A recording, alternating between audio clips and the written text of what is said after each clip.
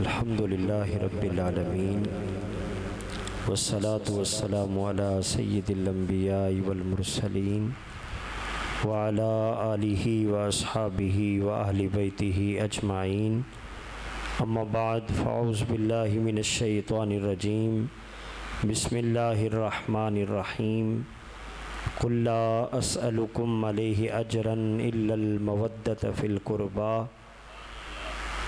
وقال اللہ عز وجل فی مقام آخر یا ایتها النفس المطمئنہ ارجعی الی ربک راضیۃ مرضیہ فادخلی فی عبادی وادخلی جنتی صدق اللہ العظیم ان اللہ وملائکتہ یصلون علی النبی یا ایہا الذین آمنوا صلوا علیہ وسلموا تسلیما اللہم صلی علی سیدنا و مولانا محمد وعلی آل سیدنا و مولانا محمد وبارک وسلم وصلی علیہ مولاي صلی وسلم دائما ابدا علی حبیبک خیر الخلق کلہم محمد تاج رسول اللہ کاتبۃ محمد صادق الاقوال والکلم محمد ذکرہ روح لانفسنا محمد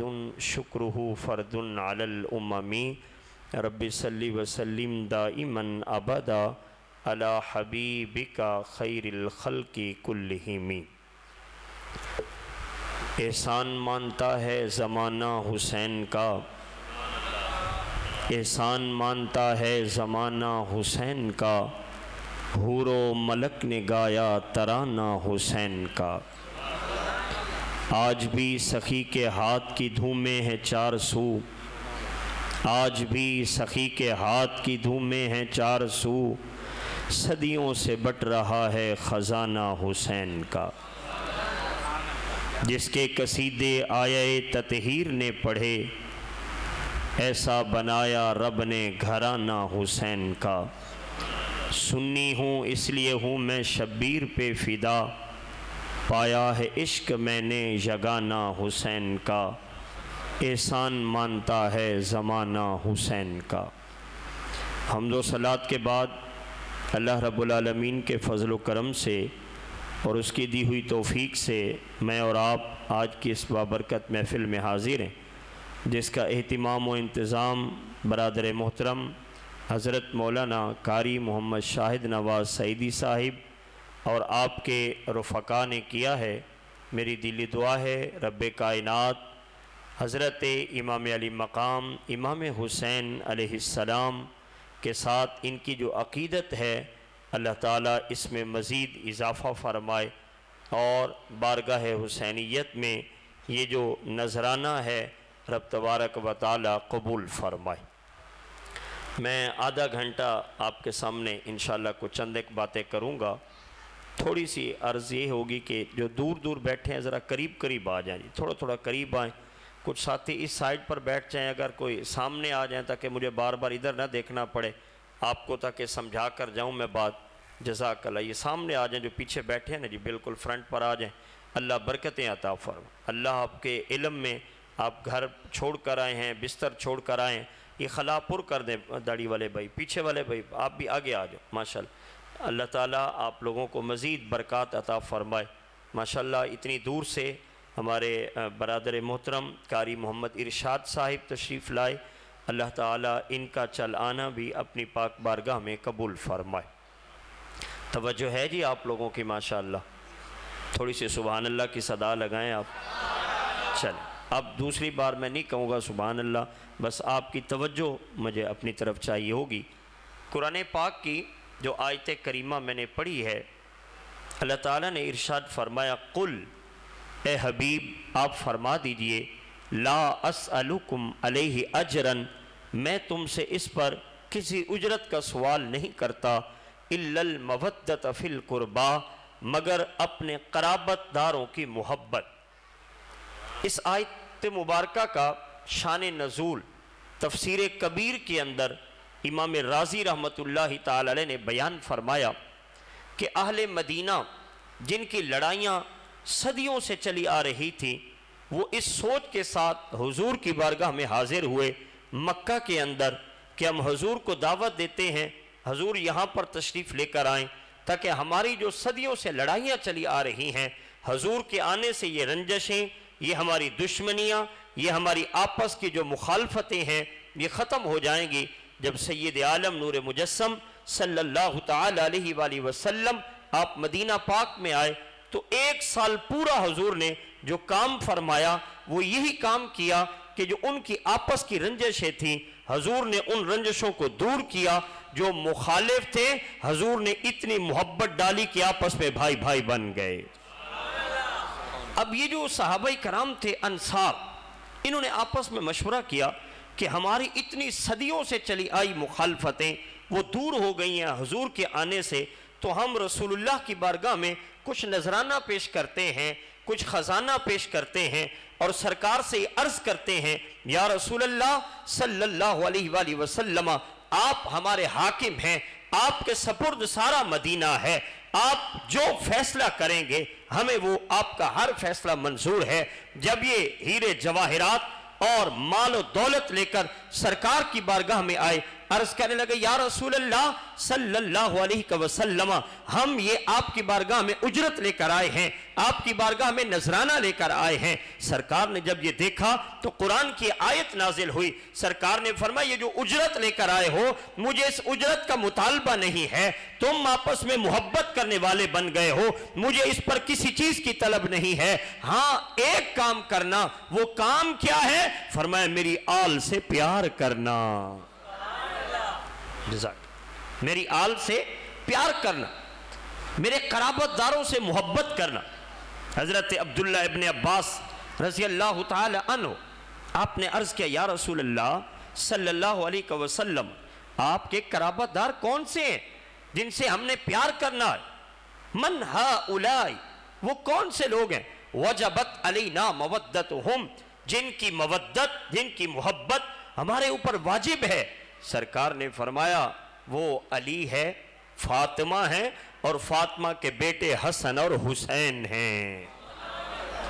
اہل بیت اطہار کی محبت میرے بھائیوں جس طرح صحابہ پر لازم تھی اسی طرح ہمارے اوپر بھی لازم ہے کہ ہم نے بھی حضور کی آل کے ساتھ پیار کرنا ہے، ان کے ساتھ مودت کرنی ہے، ان کا ادب اور احترام کرنا ہے۔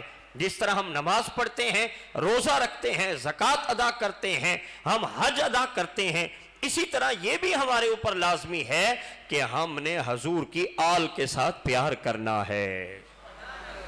میرے بھائیوں، حضرت امام علی مقام امام حسین رضی اللہ تعالی عنہ جن کی شہادت کا آج 10 محرم الحرام کا یہ دن گزرا ہے اور آپ کی محفل کا جو عنوان ہے پیغام حسین، حضرت امام حسین کی کربلا کے اندر سبق کیا ہے ہمارے لیے قربانیوں کا۔ میں بغیر کسی تمہید کے، چونکہ وقت مختصر ہے، میں آپ کو سوئے کربلا کی طرف لے کر چلتا ہوں۔ امام علی مقام امام حسین 2 محرم الحرام کو آپ جب تشریف لے کر آئے کربلا کی سرزمین پر، کوفیوں کا ایک ہی مطالبہ تھا کہ یزید کی بیعت کر لے یا پھر قتال کے لیے تیار ہو جائیں۔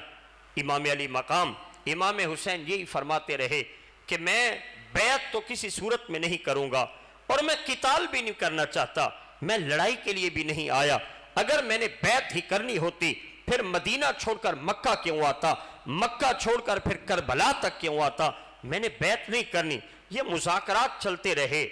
جب انہوں نے دیکھا کہ حسین کسی بات پر تیار نہیں ہو رہا، 7 محرم الحرام کو یزیدی لشکر نے امام کی طرف پانی کا سلسلہ بند کر دیا کہ ہم مجبور کریں حسین ابن علی کو بھوک اور پیاس کی شدت دے کر کہ تم ہمارے ہاتھ پر، یزید کے ہاتھ پر بیعت کرو۔ لیکن امام علی مقام امام حسین رضی اللہ تعالیٰ عنہ آپ کا ایک ہی جواب تھا کہ بیعت میں کسی صورت میں نہیں کروں گا۔ جب 9 محرم الحرام کا دن آیا اور یزیدی لشکر کے فوجیں آپ کے لشکر پر، آپ کے خیموں پر حملہ کرنے کی جب تیاریاں کر رہی تھیں، امام علی مقام امام حسین ان کے سامنے گئے، فرمایا کہ ایک بات پر اگر تم طے کر بیٹھے ہو کہ تم نے میرے ساتھ قتال کرنا ہے، تم نے میرے ساتھ لڑائی کرنی ہے، جنگ کرنی ہے، پھر ایک بات مان لو، مجھے ایک رات کی مہلت دے دو تاکہ میں اپنے رب کے حضور جی بھر کر عبادت کر سکوں۔ کل جو ہوگا دیکھا جائے گا۔ شب عاشور آئی، 10 محرم الحرام کی رات، امام علی مقام امام حسین نے اپنے ساتھیوں کو جمع کیا، فرمایا میرے ساتھ آنے والوں، میرے قدم قدم پر میرے ساتھ چلنے والوں، میں اس دنیا میں بھی تم سے راضی ہوں، میں آخرت میں بھی تم سے راضی ہوں، میں کل رسول اللہ کی بارگاہ میں تمہارا کوئی گلہ شکوہ نہیں کروں گا، جاؤ تم میری طرف سے آزاد ہو۔ ان لوگوں کو میرے خون کی طلب ہے، یہ تمہیں کچھ نہیں کہیں گے، راستہ رات کا اندھیرا ہے، تم چلے جاؤ اپنے گھروں کو۔ سب آپ کے جو ساتھی تھے خاموشی کے ساتھ بیٹھے ہیں۔ حضرت امام علی مقام نے اپنے بیٹے حضرت علی اکبر کو حکم دیا کہ چراغ جل رہا ہے، شاید اس وجہ سے کوئی اٹھ کر نہیں جا رہا، بیٹا علی اکبر چراغ بجھا دو تاکہ رات کے اندھیرے میں یہ مجھ سے نظریں ملانے سے جانے سے شاید کترا رہے ہوں، ان کو جانے کی اجازت ہے۔ جب تھوڑی دیر کے بعد چراغ جلایا گیا تو سب کے سب ساتھی موجود ہیں، ان میں سے ایک کھڑے ہوئے، کہنے لگے امام کیسی بات کرتے ہو، ہم آپ کو بھلا یہاں تنے تنہا چھوڑ کر چلے جائیں گے؟ ہم کل رسول اللہ کی بارگاہ میں کیا منہ دکھائیں گے؟ واللہ کل اگر جنگ ہوتی ہے، آپ کی طرف تیر آتے ہیں، آپ کی طرف نیزے آتے ہیں، پہلے ہمارے سینوں پر آئیں گے، تیر ہمارے سینوں پر آئیں گے، نیزے ہمارے سینوں پر آئیں گے، بعد میں امام آپ کی طرف آئیں گے۔ جب میرے امام نے ان کا یہ محبت بھرا جملہ سنا، تربیت اس انداز میں کی تھی میرے امام علی مقام نے ان کی، آپ ذرا بدر کے جنگ کو دیکھیں میرے بھائیوں، پڑھے لکھے نوجوان بھی بیٹھے ہیں، 313 جو رسول اللہ کے ساتھ آئے تھے، کتنا جذبہ تھا، کتنا شوق شہادت تھا ان کے اندر، اور کتنی دین کے ساتھ کامل وابستگی تھی۔ وہی تاثرات، وہی تربیت کا اثر دیکھیں، رسول اللہ کے بیٹے کے ساتھ جو آئے بیٹھے ہیں ان میں سے ایک بھی پیچھے جانے کے لیے تیار نہیں ہے، بلکہ آگے بڑھ کر دین کے نام پر رسول اللہ کے بیٹے پر قربان ہونے کے لیے تیار بیٹھا ہے۔ میرے امام نے فرمایا پھر آج کی شب کے 2 حصے کر لو، ایک میں رب کے قرآن کی تلاوت کرو اور دوسرے میں تسبیحات پڑھو، مناجات پڑھو۔ میرے بھائیوں، نوجوان بھائیوں، تھوڑی سی آپ کی توجہ چاہوں گا۔ ایک طرف یزید کی لشکر کے خیمے تھے، ایک طرف حسین ابن علی کے خیمے تھے، ادھر سے کس کی آواز آ رہی ہے؟ قرآن کی تلاوت کی آواز آ رہی ہے، سسکیاں ہیں، مناجات ہیں، رب ذوالجلال کی تسبیحات ہیں۔ ادھر کیا ہے؟ عیش و عشرت ہے، شراب چل رہی ہے اور خوب ناچ گانا ہو رہا ہے۔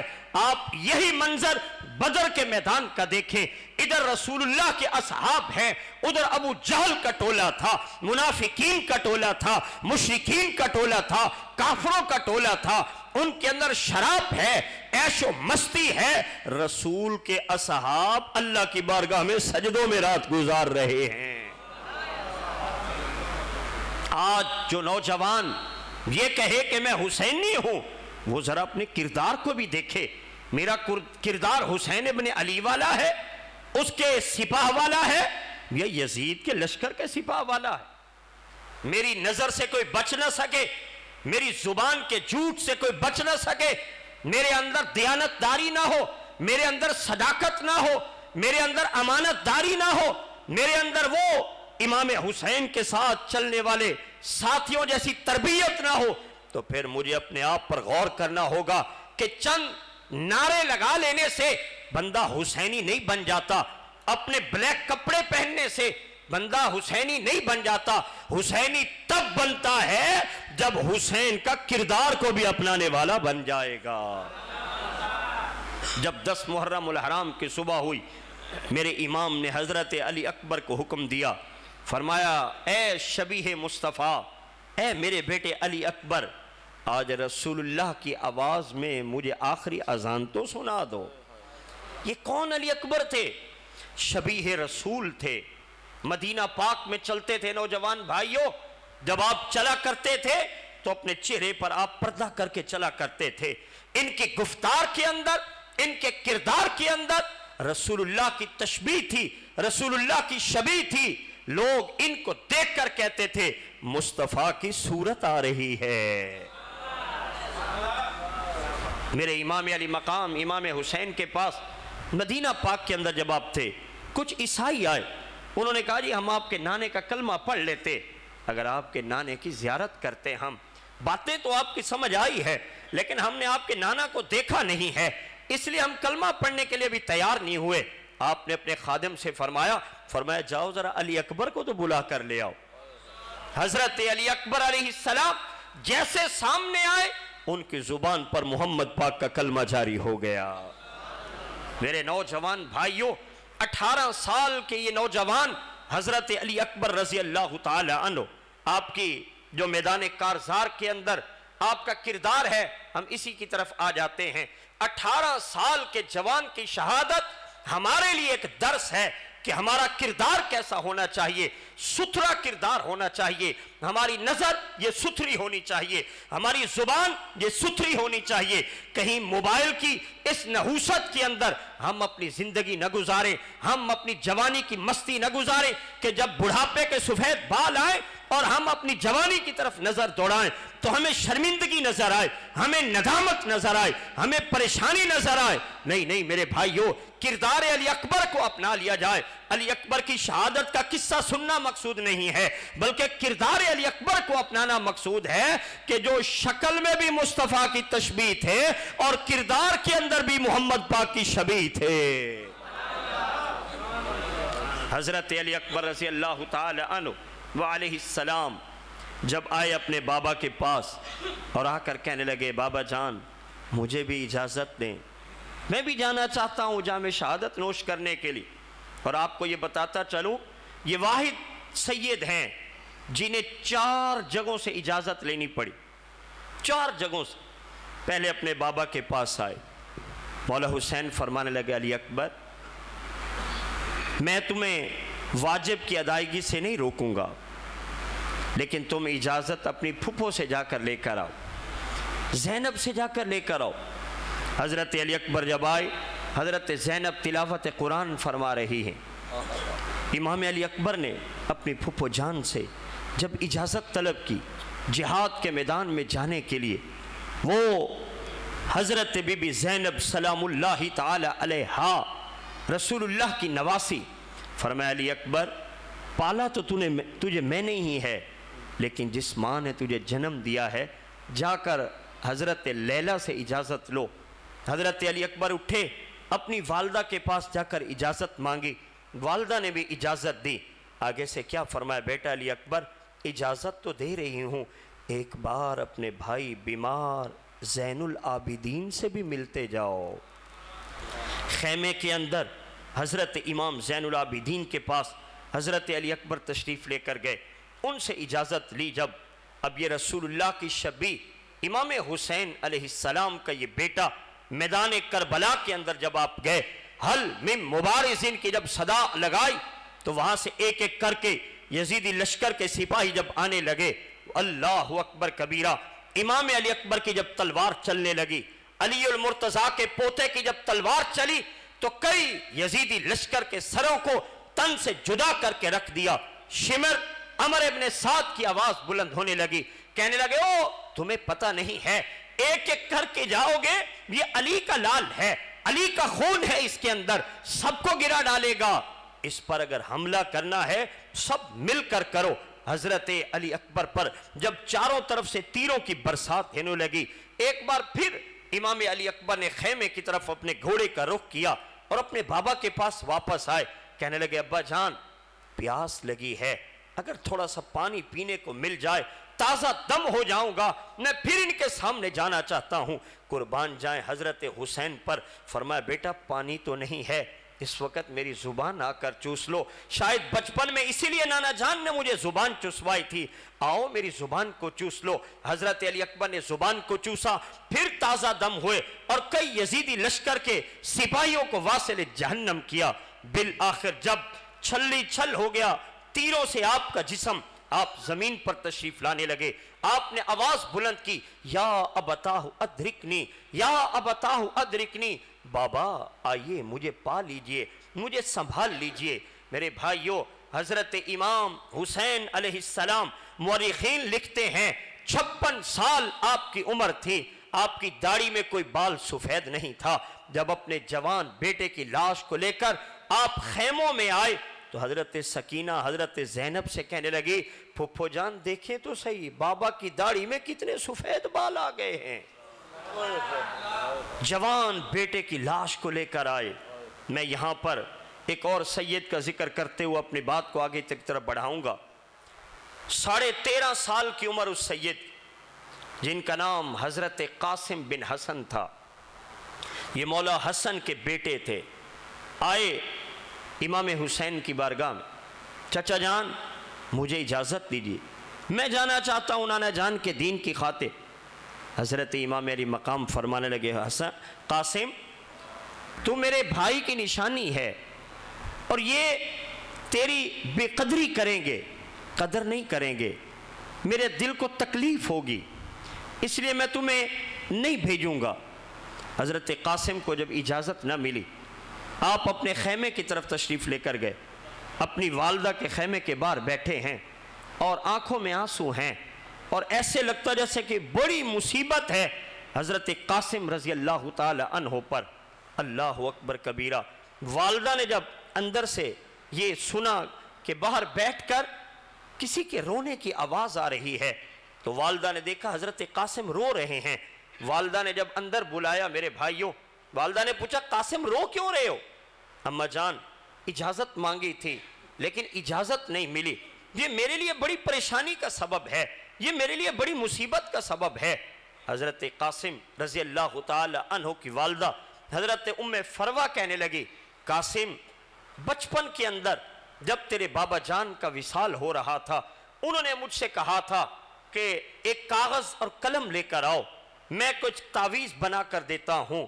جب قاسم پر کو بہت بڑی پریشانی آئے، قاسم سے کہنا یہ اپنے بازو سے تعویذ کھول کر پڑھ لے، وہ تعویذ اس کی رہنمائی کر دے گا۔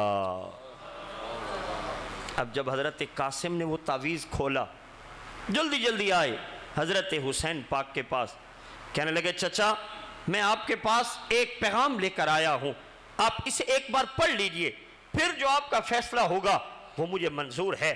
حضرت امام علی مقام امام حسین رضی اللہ تعالی عنہ نے جب وہ پڑھا پیغام، وہ پیغام کیا تھا؟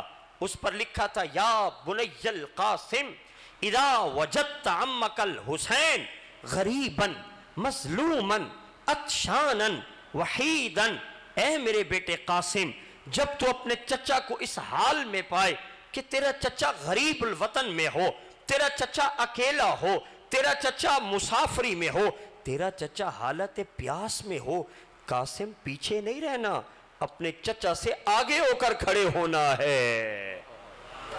چچا اب تو مجھے اجازت دے دیں۔ اللہ اکبر کبیرہ۔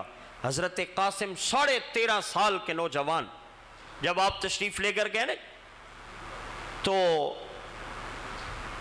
یزیدی لشکر کا جو سپہ سالار تھا عمر ابن سعد، اس نے اس کی فوج کے اندر ایک پہلوان تھا جس کا نام آتا ہے کتابوں میں ارزق۔ اس نے ارزق سے کہا کہ ارزق جاؤ اس کا مقابلہ کر۔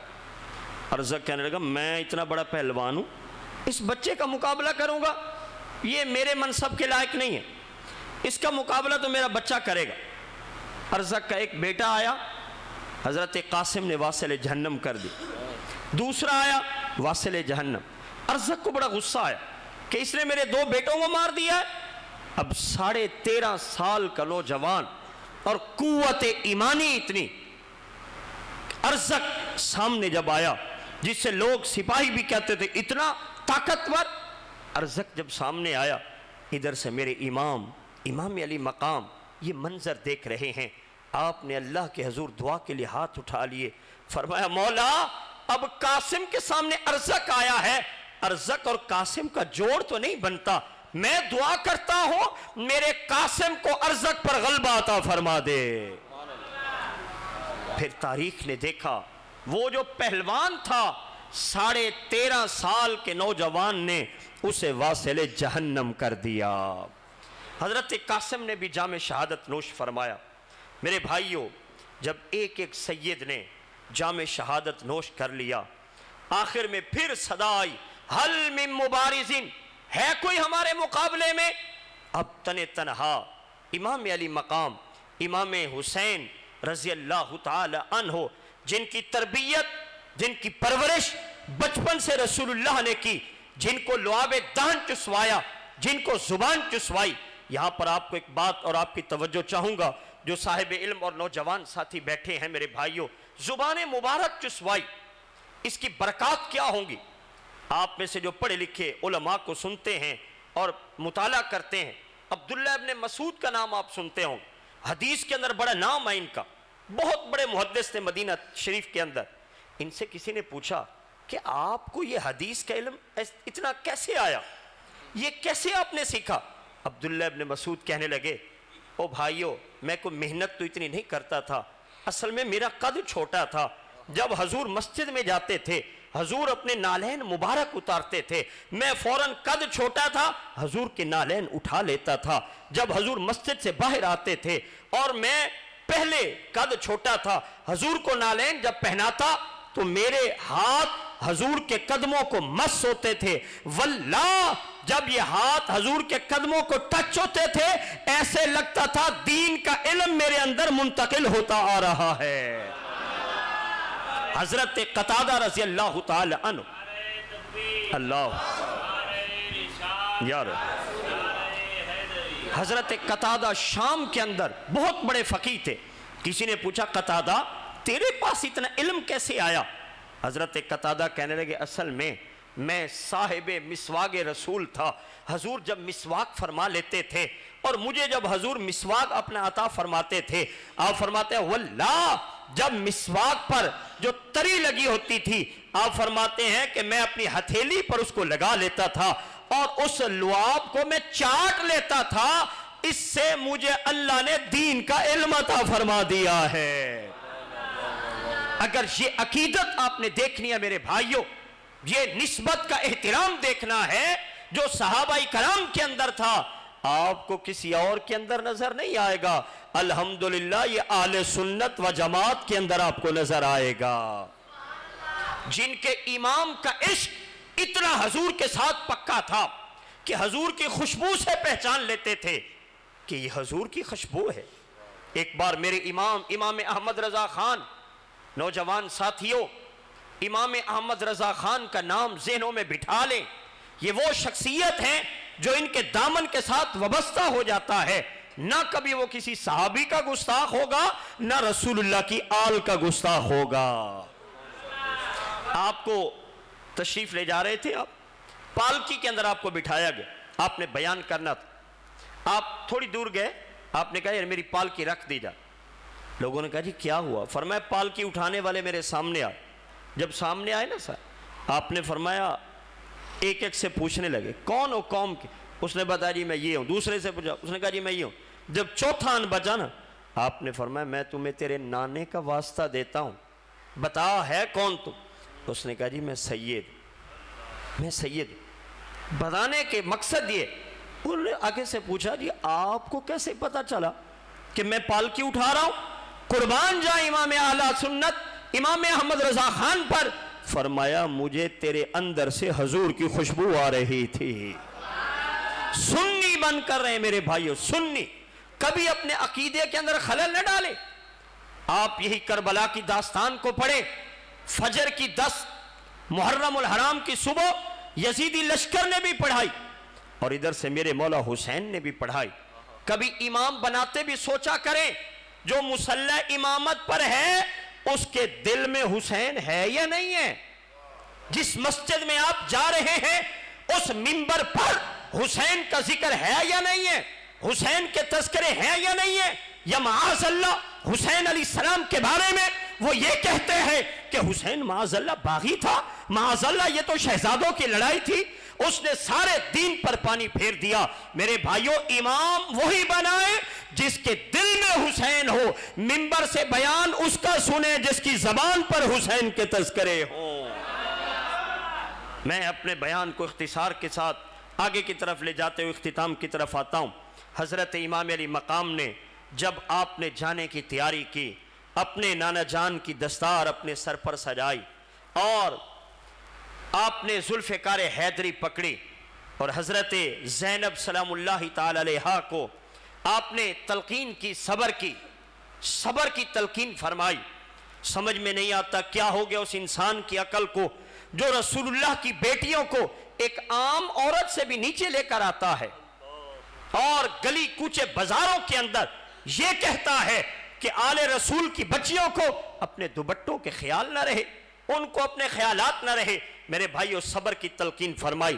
آج حضرت امام علی مقام امام حسین علیہ السلام وہ جو تیار کیا تھا رسول اللہ نے، آپ میدان کارزار میں گئے۔ میرے بھائیو، حل میں مبارزین کی صدائیں آئیں اور آپ کی جب تلوار چلنے لگی، توجہ چاہوں گا آپ کی، وہ کیا تلوار تھی کہ جب چل رہی تھی یزیدی لشکر کے سر کاٹتی جا رہی تھی۔ میرے بھائیوں، وہ اکیلی تلوار نہیں تھی، آج ایسا لگتا تھا اس تلوار کے اندر آسمان کی ساری بجلیاں چمک رہی ہیں۔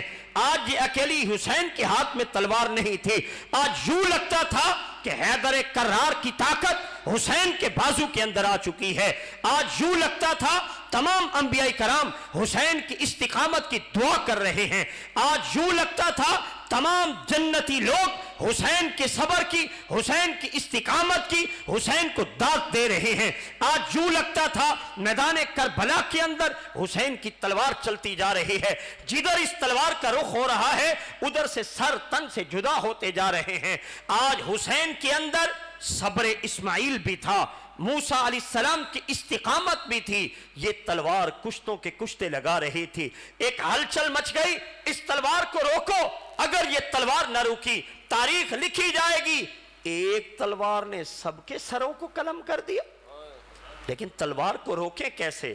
وہ تلوار جو بھوک سے نہیں روکی، جو پیاس سے نہیں روکی، جو قاسم، علی اکبر، علی اصغر، اونو محمد، عباس کے لاشیں دیکھ کر نہیں روکی، اس کو روکے کیسے؟